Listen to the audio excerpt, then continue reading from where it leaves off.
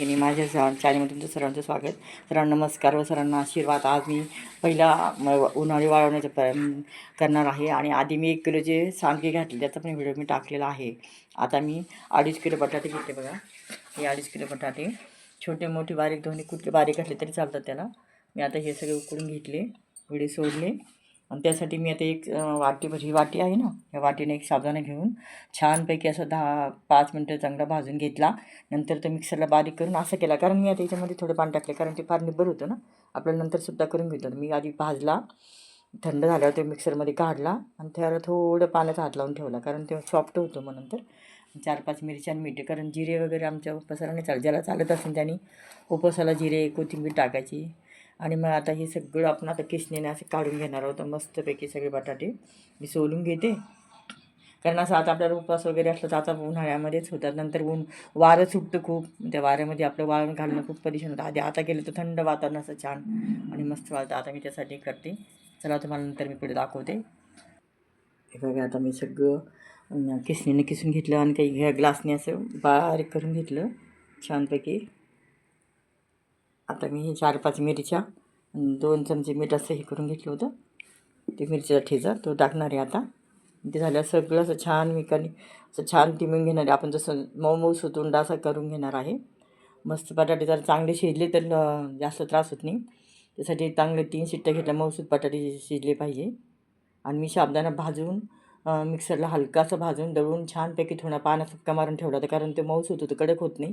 आणि कडक झाल्या का आपले बटाटेही होतात. म्हणून आता मस्तपैकी उंडा छान तयार करून घेते, मग दाखवते. सारण तयार करून आणलं. आता मी असे बटाटे लाटून घेणार आहे. मोठे पापड असे छानपैकी असे गोल गोल असे घरपडे. म्हणजे सुरुवातीला असंच होतं, आपल्याला जसे पाहिजे तसे लहान मोठे छोटे लाटून घेणार आहे. आता ते आता बटाटे खूप चिकट आहे बघे, जशी पाहिजे तशी आपण अशी टाकून घेणार आहोत. छान कनिश झालेला आहे बटाट्याचा. सगळे बटाटे मी असेच करून घेणार आहे पापड.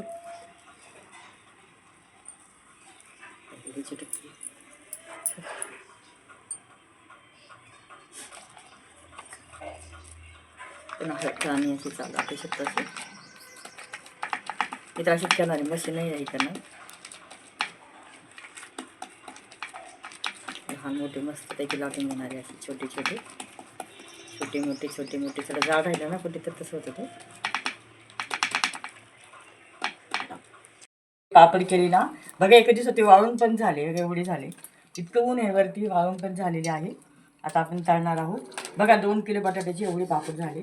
अजून मी आताच ठेवले. मी इतके म्हणजे 1ला केले मी तर एवढे वाळे कडकडे मस्तपैकी. बघा छान पिवळा मस्त कलर आला, येल्लो कलर आलेला आहे मस्तपैकी. आता मी तळून दाखवते. बघा आता तेल तापते आपलं, छान तळून दाखवते. तेल तापल्याशिवाय आपल्याला काही तळता येणार नाही. आपले पापड तळून तयार झालेले, आजच केले, आजच तळण झाले पण आले बघा. आणि उद्या चांगले कडक वाळतील मस्तपैकी, जास्त तळायचे नाही. बघा तेल निथळेपर्यंत आपण ठेवणार आहोत. असं ते 2-3 तळून दाखवते. अजून चांगले वाळले नाही आहे. बघा छान झाले. आपण विकत आणतो किती येतात थोडे, त्यापेक्षा आपण घरी केलेले खूप छान वाटतं. आणि आपल्याला आपण जे केलं तर त्याचा आनंदही मिळतो. छान झाले, मस्तपैकी झालेले आहेत. बघा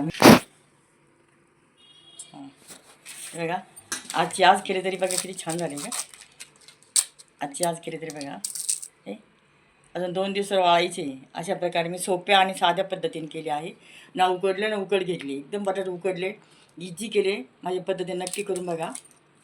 ओम साईराम.